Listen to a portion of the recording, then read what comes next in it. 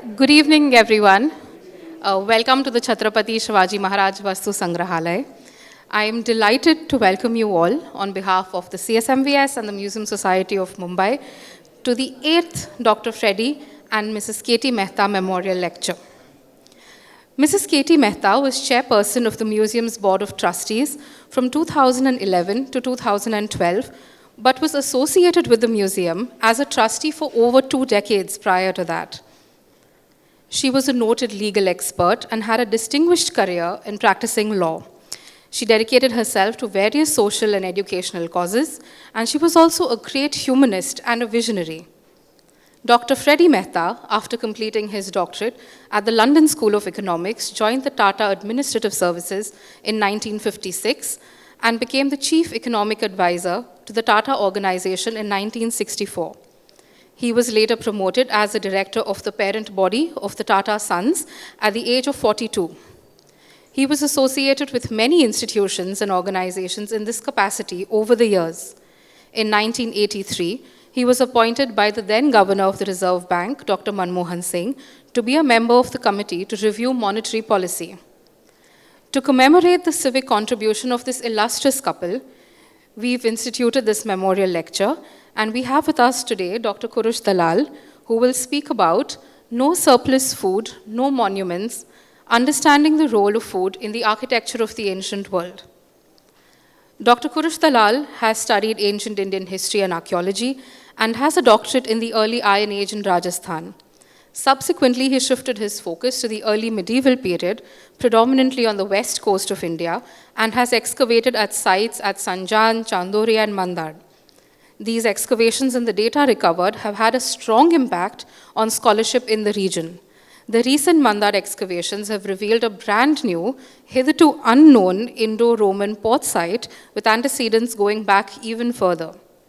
He is the co-director of the Solset Explorations Project, a massive urban archaeology project documenting the archaeology of Mumbai since 2015, thus extending his interest from the medieval into the colonial period. He inherited a catering business and has been researching food all his life and has been actively lecturing about food and archaeology and culinary anthropology for over 10 years now. Since 2019, he has been running the Studying Food workshop, which teaches food beyond the usual scope of recipes, ingredients, and techniques, looking at interfaces between food and archaeology, anthropology, history, politics, media, ethics, and so on. Dr. Dalal has taught archaeology and allied subjects at the University of Mumbai for over 10 years and is also a visiting lecturer at several universities and colleges. He is a culinary museum consultant and an archaeological museum consultant and is currently working on a corporate multi-museum project. He writes about food and archaeology in numerous print and online publications, lectures on multiple online and offline forums, and advises several corporate and academic bodies. He continues to research archaeology and culinary anthropology and has been the director of the Institution School of Archaeology in Mumbai since 2020 and is the CEO, which is the Chief Education Officer at Gyan Factory in Mumbai. It's with great pleasure that I welcome Dr. Kurush Dalal. First, of course, to the CSMVS, formerly known as the Prince of Wales Museum of Western India. Then, of course, to Mukherjee sir and his entire team for calling me here.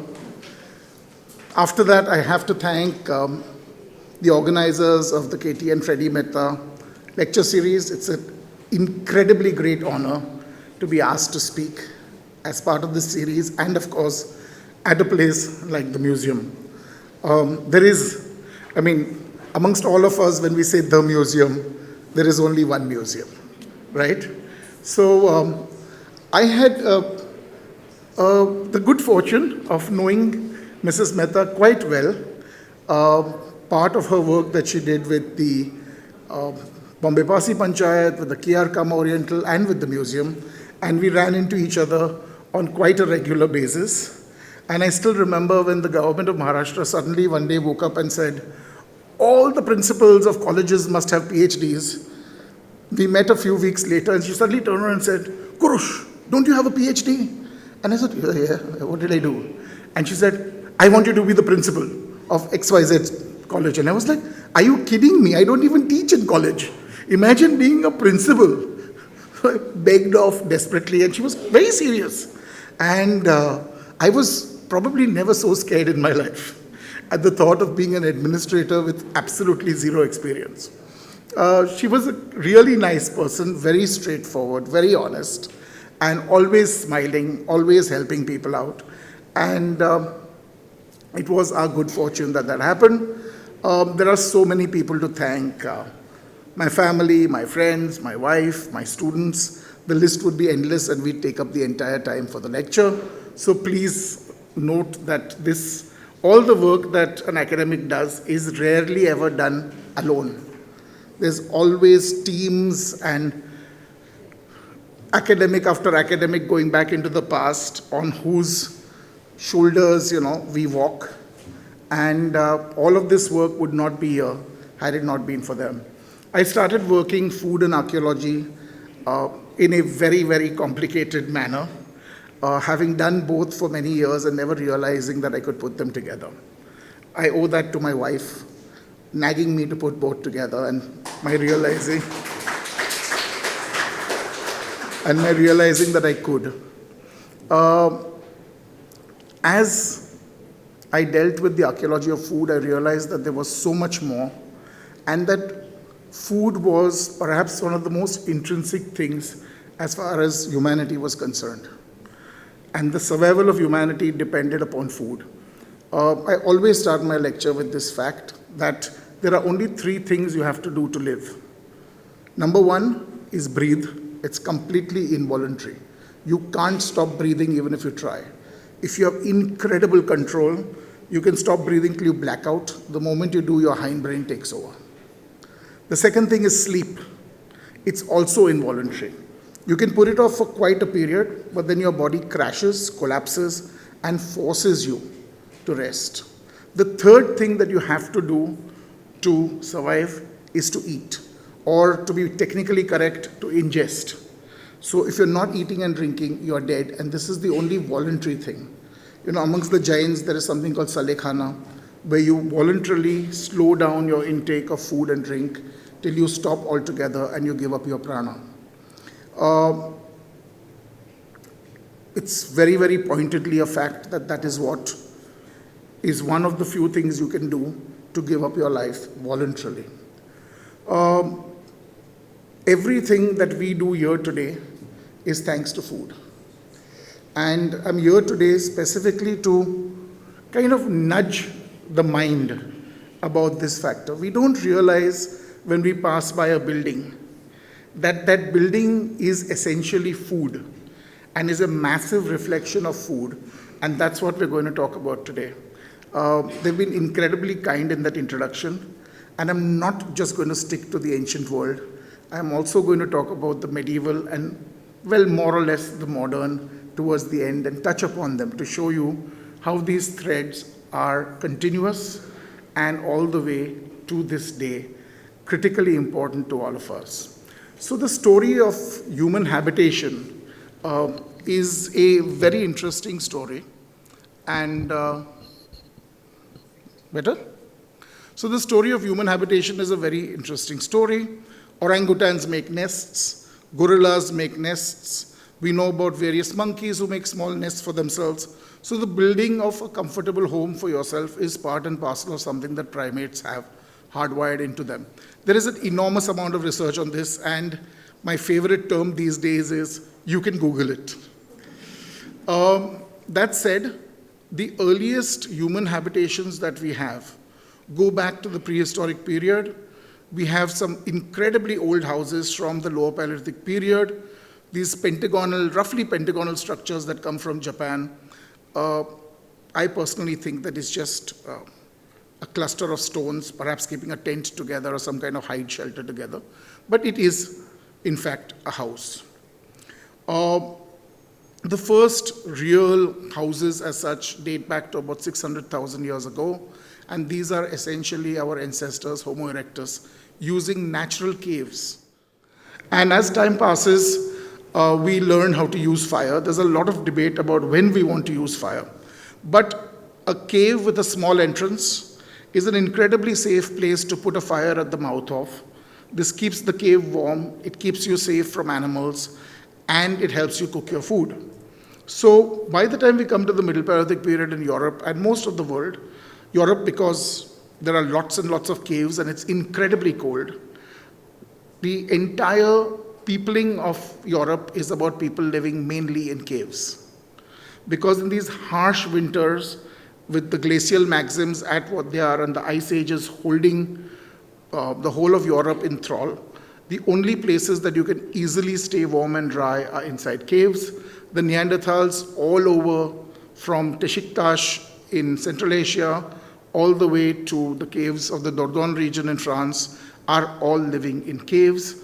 Caves easy to warm, caves safe to live in, caves nice and dry, etc., etc. And it's on these cave floors that we find some of the most interesting burials and things like that. This burial on the top left actually tells us about the first time humans really begin to care. He's an old individual, past the age of 50, who when he was very young was badly mauled by a cave bear. He lost his arm at the elbow. He had 4 or 5 bones in his spine badly shattered.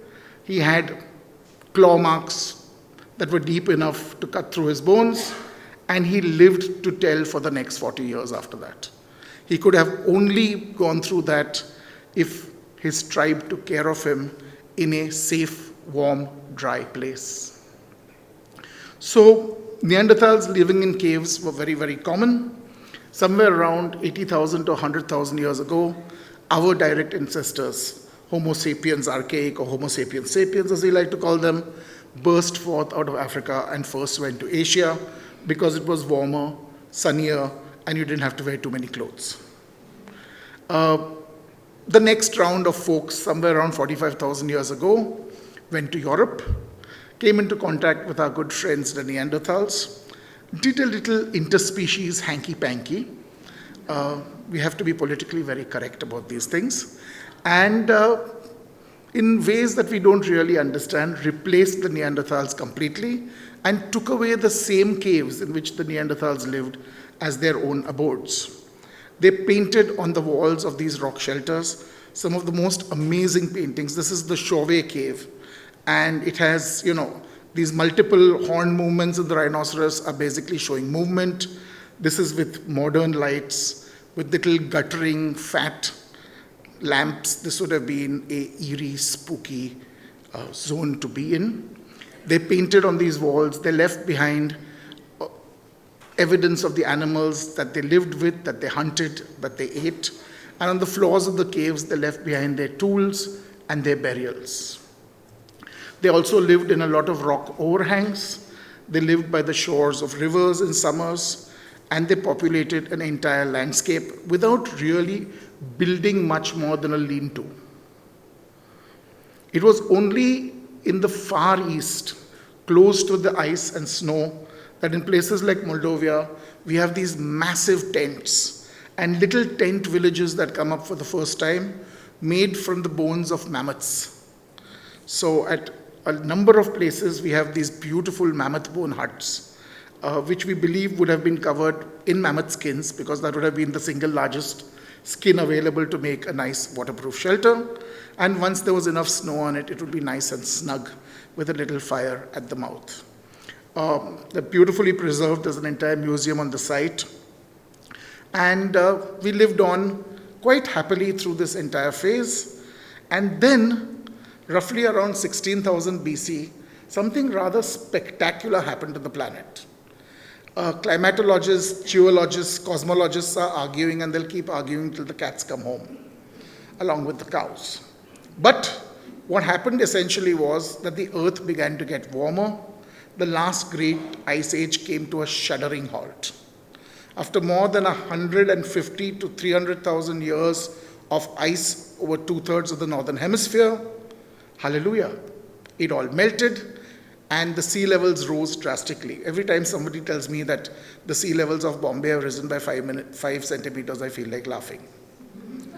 Not because I'm not taking global warming seriously, but because roughly about 15,000 years ago, the sea levels started melting, and by 12,000 years ago, the sea levels rose by 120 meters. Not centimeters, meters. But more about that some other day. The climate got warm and wet. Please remember, extreme cold ice age weather is very, very dry because all that water gets locked up in snow and forms massive sheets of ice over 2 kilometers thick at some places. Suddenly, the forests were forestier. The grasslands appeared out of nowhere because those were the places the ice sheets had been kind of grinding over for hundreds of thousands of years. And the sheer volume of animals increased tenfold, if not hundredfold, on these prairies. And human beings suddenly realized that there was more food for the taking than ever before. Nomadic humans who were hunter-gatherers became semi-sedentary gatherers more than they were hunters.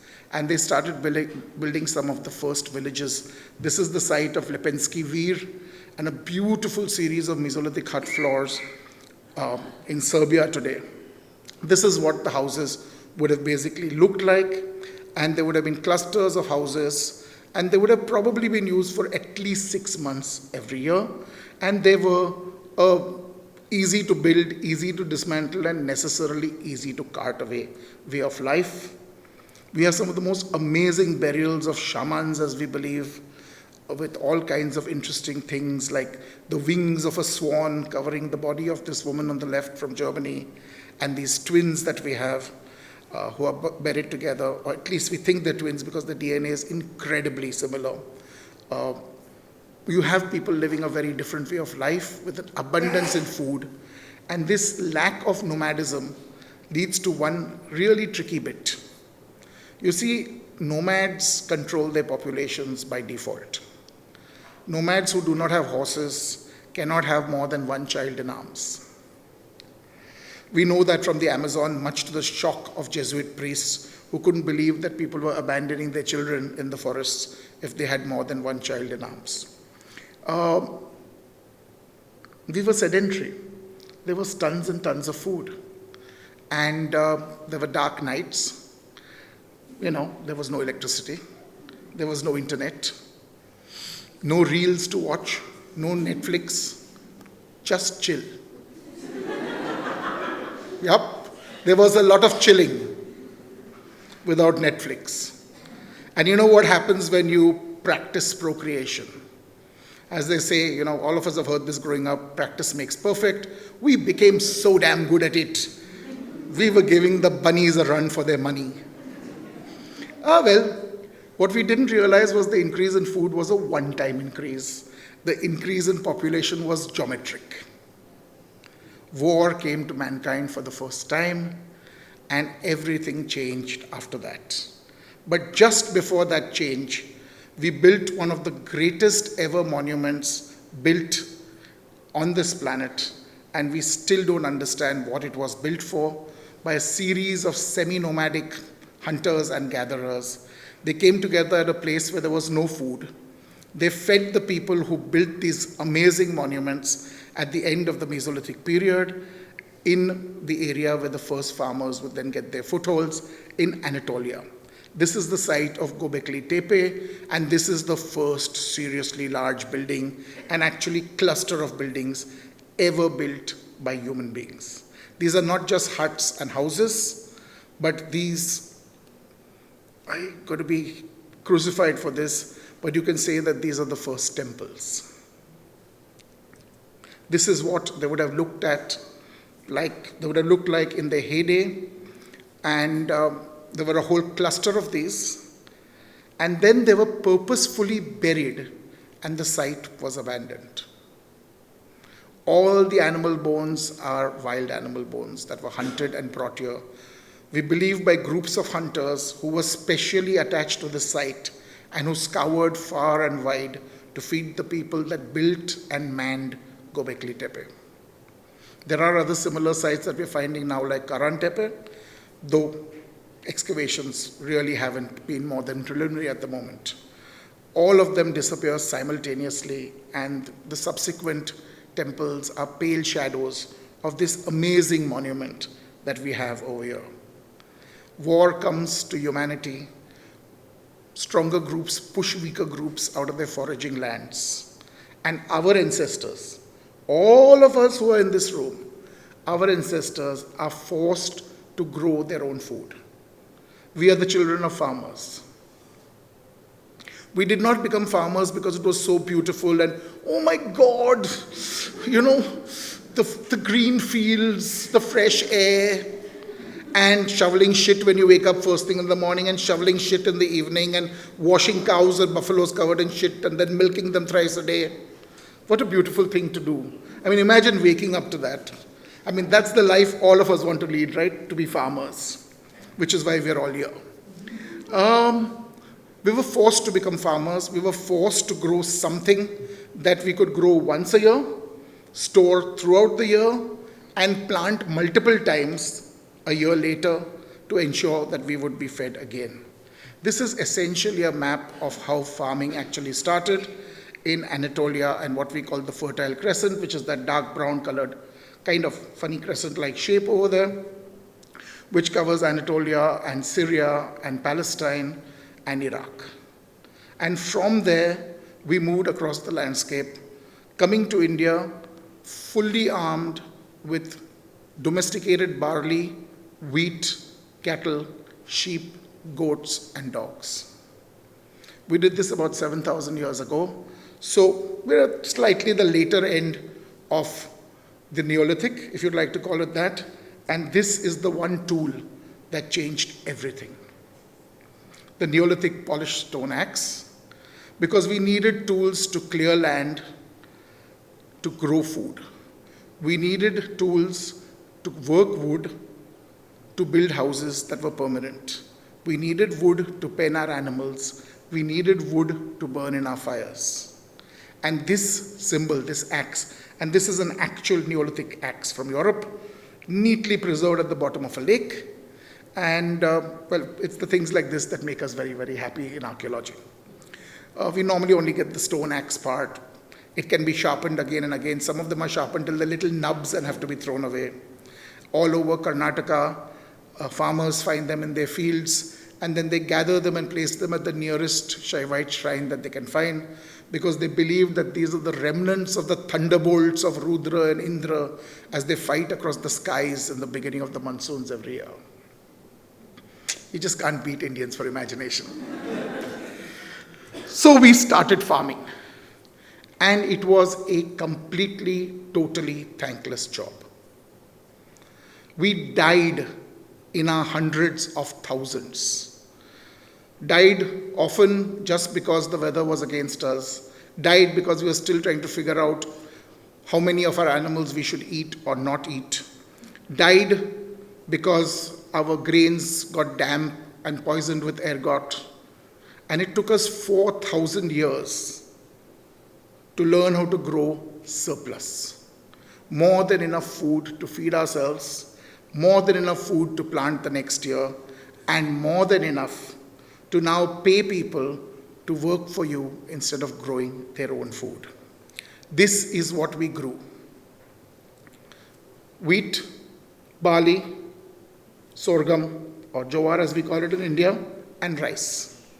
The rice that we grew then is not the rice of today. The rice growing, who grew rice first, has been this great fun ping pong between the Indians and the Chinese. We had the oldest rice in India from a place in Bihar, and the Chinese were truly upset about it. And after independence, worked very hard to find rice that was older than that in India, and said, we've got rice 500 years older. And we said, oh wow, congrats. We've just found rice 500 years older than that. And they went back to the drawing board. And then they came back, and we did this to them about 3 times in a row before we finally surrendered and said, okay, your rice older than our rice. Your daddy biggest.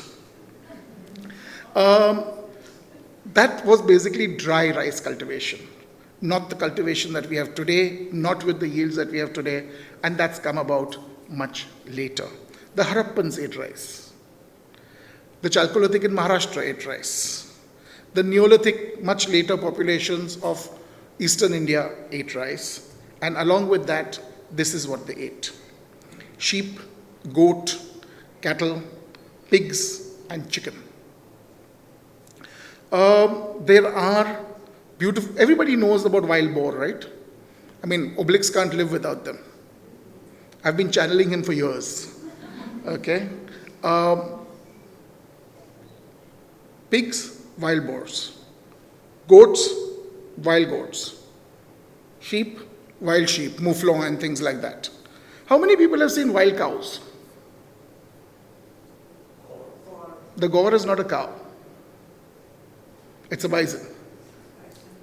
The only wild cows in the world disappeared in the medieval period in Europe. We've eaten them all. There are no wild cows left. We've domesticated them, we have bred them, and we have changed the way they are, and they can no longer survive on their own. Pigs can go wild at the snap of 2 fingers. And they've been doing it all over North America and driving the North Americans nuts. So we had meat, we had milk, we had hide, we had bone, we had antler. We continued to hunt and supplement our tables, and we finally had enough surplus so that people who were very good at doing things other, please note, other than farming, could do them in exchange for food, in exchange for grain. And this, ladies and gentlemen, is how urbanization came to be. The cities that we know came to be because of this.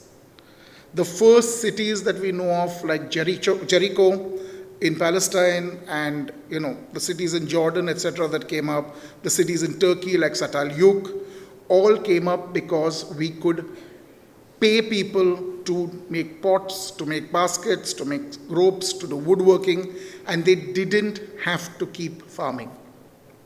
And as these craft specialists grew, they went from village to village selling their crafts, and they clustered together on the same day at villages from various different villages with their finished wares. It's a long story, and that would take about an hour to explain. But take it from me that this is how the village heart started. And the villages that had the hearts grew because of the heart and what the heart meant to the village. And the people who ran those villages became more powerful by levying a small protection fee, for laying out the heart nicely and getting it swept twice a day and stuff like that. Government has been a protection racket right from the start. It's all about a little tax, right? So you have Gordon Childe and Schaefer talk about urbanization and the way urbanization comes about. Gordon Childe, being a very Marxist historian and archaeologist, of course, says that it was a Neolithic revolution. It revolutionized the way we are. Schaefer's a little calmer about it, talking about it. These are the 3 great civilizations of the ancient world, what we lovingly call the Bronze Age civilizations: Mesopotamia, Egypt, and the Harappans. Mesopotamia is the oldest, roughly 3,400 BC.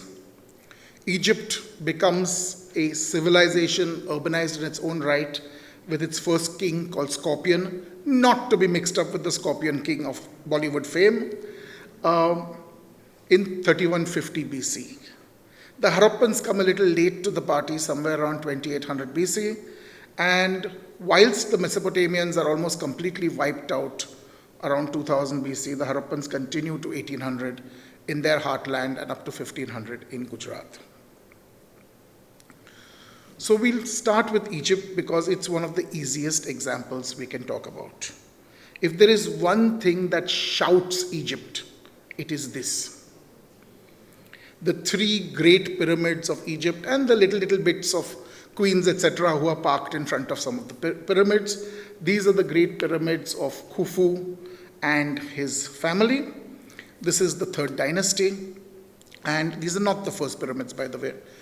There are many earlier pyramids. We shall maybe do another lecture if Mukherjee sir calls me someday and talk about the pyramids of Egypt.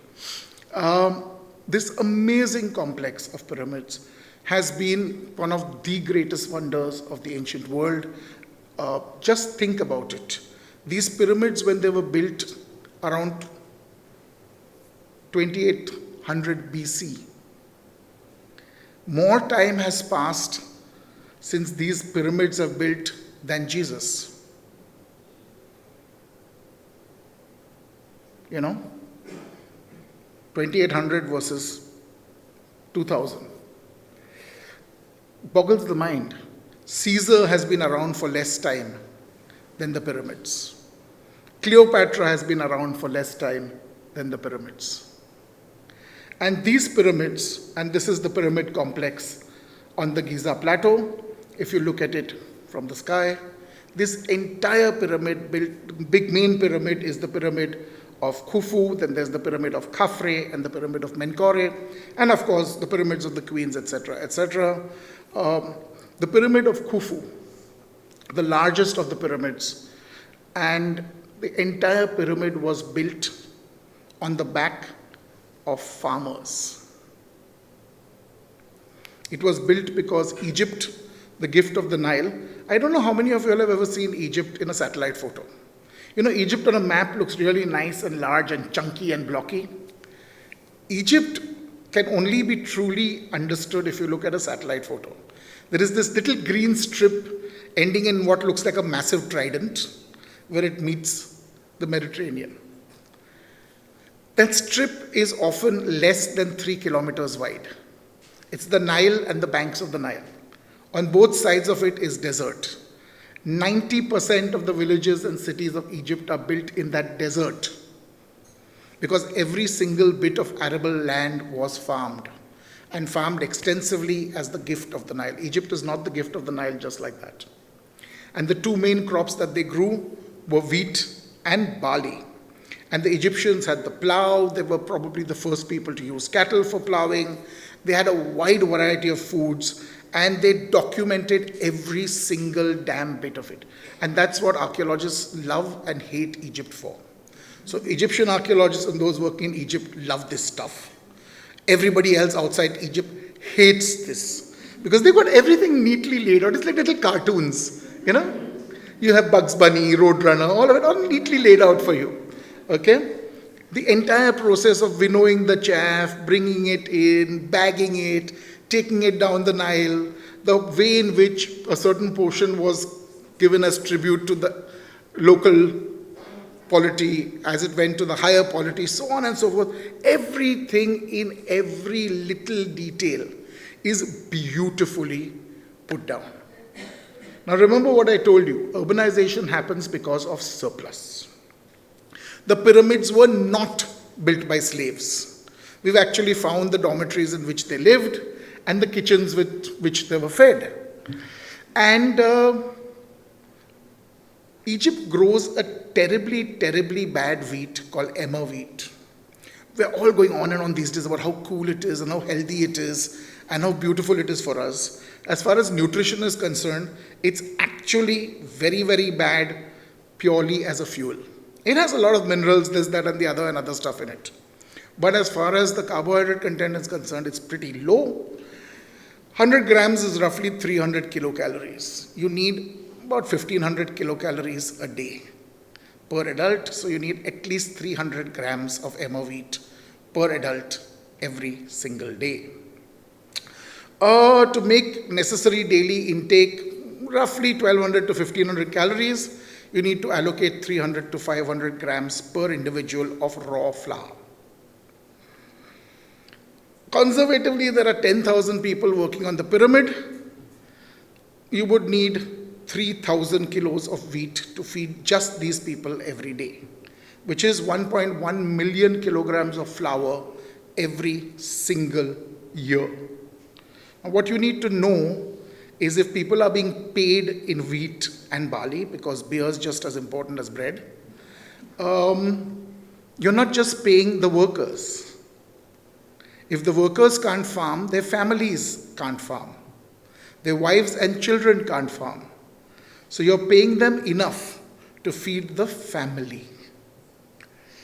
So this would mean roughly 15 to 40 tons of grain per individual for 27 years. So say it's a mean 25 tons per individual. for the 27 years that you're paying barley and wheat, that 25 tons has to be multiplied by 10,000. That is how much surplus Khufu needs to build his pyramid. No surplus, no monument. Remember, Khufu is building a major port on the Red Sea. Khufu has a standing army. Khufu has temples and parasite priests who don't grow any food either. All priests, monks, etc. don't grow their own food. Sensible priests in India quietly started farming because they realized there's only that much food people are going to give them if times are bad. So we have farming Brahmins all over India. Thank God for that. Other parts of the world, bad idea till certain periods. You don't really think Dom Perignon made champagne to give away free, right? At Mass. They were selling it so that they could get themselves enough food. All that beautiful Belgian beer from those Trappist monasteries, they're selling it so that they can buy food. So, we would have needed roughly 15,000 to 40,000 tons of grain per annum to build the pyramids. Just the pyramids. The total surplus would have to be much, much greater. This is the beautiful wall painting from the tomb of Rameses III and tells you in detail how bread was being mass-produced. Right from how the dough was made, kneading it by stamping on it, how that dough was a mixture of milk and water and etc., how yeast was added to it, how these loaves were brought to the ovens, how they were baked, so on and so forth. And this story repeats itself again and again and again because it's such an important story. This is a beautiful wall painting from inside a 3,800-year tomb in the Valley of Kings. This is one of the overseers of the building of the tombs in the Valley of Kings. And he's telling you how the people who build these tombs are being fed. If you look very carefully, you'll see the silos on the extreme left-hand side on top and grain being removed from these silos and cleaned. Then top extreme right, it's being pounded into flour. Kneaded again after it rises. And then you can see, I think I have a very nice pointer here. Look at this. It's being filled into molds. These molds are then taken and stacked up together.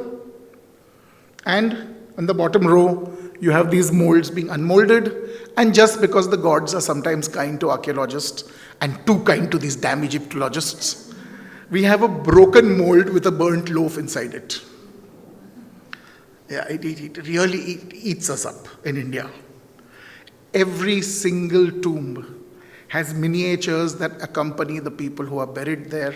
And these miniatures are full of people making bread.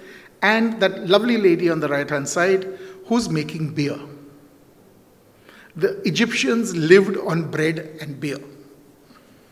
And no, my wife will not allow me to live on bread and beer. I know. Not to mention, Egyptian beer is not what you think it is. It's not London Pilsner. It's definitely not Kingfisher Ultra. Okay? It's white, sticky, slurpy, smelly, and slimy. Its complete alcohol content is at the very, very most 4%. Beyond that, you can't drink it. Okay? We've been having the same thing in Maharashtra for years. We call it Zambil. Jowariचा आंबील, तांदळाचा आंबील, where you boil, soak, allow the whole thing to ferment, stir it up and drink it because the process of fermentation makes it much easier to digest. All over Nigeria, that's what Nigerians have for breakfast. That's why they're so tall and so strong. You know, large bowls of beer for breakfast. You drink this beer with a straw, and we have beautiful paintings on the walls of Egyptian tombs telling us about how it was drunk with a straw because there's a lot of debris and detritus in it, and you don't really want to be drinking that. They also ate meat, and that's a lovely spotted cow being slaughtered on the right-hand side over there, and it's being processed on the left-hand side. Such nice people, these Egyptians, everything neatly stacked together in boxes. There's an oven, and they're grinding the flour and making rolling out the boules and stoking up the oven to start cooking. And then you have beautiful sets like this of beer making and bread making side by side in beautiful cedar wood boxes from Lebanon inside their tombs. And then you get really lucky and you find the actual bread. This is Mentuhotep II's tomb from roughly about 2000 BC. And this is a 4,000-year-old loaf of triangular bread. And it's so multigrain, it's not funny. I mean, they were healthy back then. This is a younger loaf of bread. It's only 3,300 years old. Yep. Damn good thing about everybody being buried outside the wet green bits of the Nile is everything dehydrates and survives, including raisins and various different honeys and things like that and all kinds of food. So it was surplus that built the pyramids. It was surplus that built the Valley of Kings. It was surplus that built the temples at Thebes. It was surplus that built the Ramesseum. And it was these things where, great poets from France and Europe stood in awe and wrote really terrible poetry. If you think the Egyptians were unique, this is the Mesopotamian city of Ur, the center of the world, Ur of the Chaldees, Ur mentioned in the Old Testament of the Bible, Ur where we have a lot of Harappan artifacts. Oopsie poopsie. Ur which had two harbors, one royal harbor and one public harbor. That's the royal harbor, this is the public harbor, and a channel through to make sure that the harbor always had water from the river coming alongside. Ur, which had one of the greatest and earliest of the pyramids built in Mesopotamia, the great ziggurat of Ur. That's what it would have looked like when it was complete. That's what it looks like today, and that's a bigger view of it. And this is what it would have looked like when it was in use. And just to give you an idea, this is what it is. Just that. Look at the size of that city. Look at those walls. Look at those palaces. Look at those temples. All of this was built by surplus barley and surplus wheat. This is the Choga Zambil ziggurat, the single largest ziggurat in the world. It's not very far from Susa in the Khuzestan region of Iran. That's what it would have looked like. You can see that line running through that line drawing, showing you what is left of it. That's an overhead shot of the Choga Zambil. The Choga Zambil has more mud brick in it than the pyramids have stone. Mesopotamia, Tigris, Euphrates, tons of mud every year, mud brick.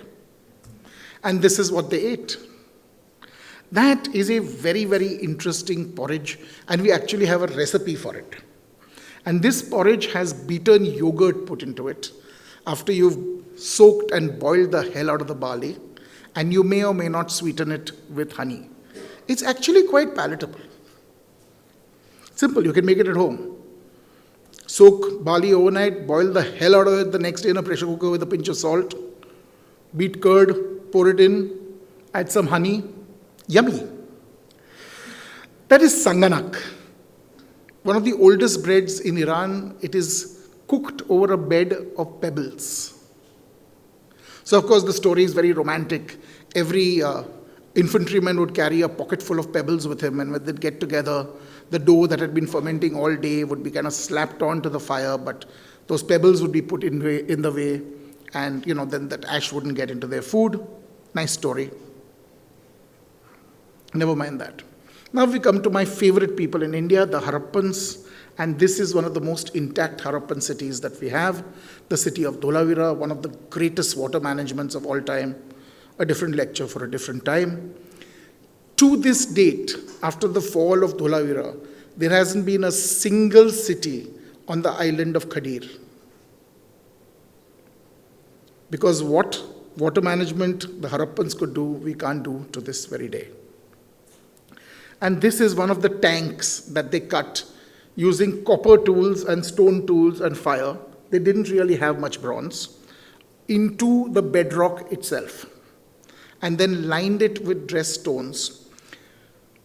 In this, very difficult to see, right in the center of the picture, is a small piece of a lens in the limestone, which was made up of a very soft, sandy soil. And when they built this, they realized that water would drain through, and this reservoir would be useless. So they cut limestone briquettes like this, and they wedged them in so well that we can't get a bloody razor blade between them today, 4,400 years later. And they built these massive reservoirs and these massive gateways with these polished members of pillars that we can't believe, and we refuse to believe till we found the quarries and the roughouts still sitting in the quarries not far from the site. And they used all this dressed stone to veneer the mud walls of their cities. This is the citadel wall, just to give you an idea of how they veneered it. There is mud brick inside, and this makes sure that the rains slide off and don't destroy the walls. Smaller sites like Surkotada, bigger sites like Rakhigadi, all of these cities and their walls built by laborers who were paid in food. If it wasn't for surplus, not only would there have been no Harappan state, there would have been no Harappan cities. There would have been no Lothal to go to and fight over the fact as to whether it's a dry dock or a water tank. There would have been no Rakhigadi to find those amazing DNA results from, so on and so forth. The entire ancient world paid its laborers in food. They paid the laborer in surplus grain. And if you think that's any different as time passes, it's not. Everybody knows this building, right? GPO. No? Okay. So the Taj. Let's ask somebody who's not my student. What is the Taj Mahal made of? Lock kiya jaye? The Taj Mahal is not made of marble. The Taj Mahal is made of baked Lakhori bricks. The entire Taj is made of bricks. If that dome was made out of marble, the base would have crumpled under its own weight. It's only veneered in marble and pietra dura and etc., etc., etc., and it's an absolutely gorgeous monument. Whether it is a tear on the eye of the cheek of time, as Tagore called it, or not, is up to you to decide. It cost roughly 32 million silver rupees. You need to see one of Shah Jahan's silver rupees to exactly understand what 32 million silver rupees means in 1653.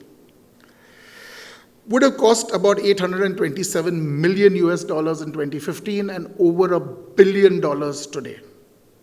Built over 20 years by 20,000 laborers. So the laborers are not just the guys who build the building. They're the guys who cut the stone, who make the brick, who get the clay for the brick, who get the chaff, who mix it, fire the bricks, all of that. So there's an entire back office that runs all of this. 20 years, 20,000 laborers. Just imagine the cost in food to build this. Paid from the treasury. But ultimately, those laborers have to eat. What are you paying them for? Papi pet ka sawal hai set. So, by the way, there were over 1,000 elephants also on the payroll. That's one of the fun things about digging up historical facts. Now we are at the GPO. So, the grand old lady of Mumbai, the VT station, designed by Frederick Stevens, built over 10 years. And you know, this is not the station actually. Everybody thinks this is the VT station. This is not. The station starts where this building ends. That's where all the train tracks are and the sheds for the trains are, and there is more work running down that side, so on and so forth. It cost 16 lakh rupees when it was built. Well, roughly 2,000 million US dollars as of today. By the way, we have no clue how many people built it. I have tried to find out how many people built it, and there is just no evidence. If somebody can help me, I'll be very grateful. And then there is this very interesting building. Does this look familiar? I think Mukherjee sir will recognize it immediately. So will many of you all. And this is when this building was built, and it was first used as a hospital. No, it wasn't meant to be a hospital. It was used as a hospital because there was the First World War. And that is the beautiful extension to it, in which we are seated right now. And a lot of cotton money, agricultural money, built this section ultimately, and so on and so forth in complicated manners. So I want you to look at monuments like this. I want you to think of the people who worked there. I want you to think of them and their families and the money that they earned and turned into food. Every single building that you look at is built and paid for in food. Today we have money and people buy food. When there was no money, it was the food itself that was the wages of the builders. No surplus food, no monuments. Thank you very much, ladies and gentlemen.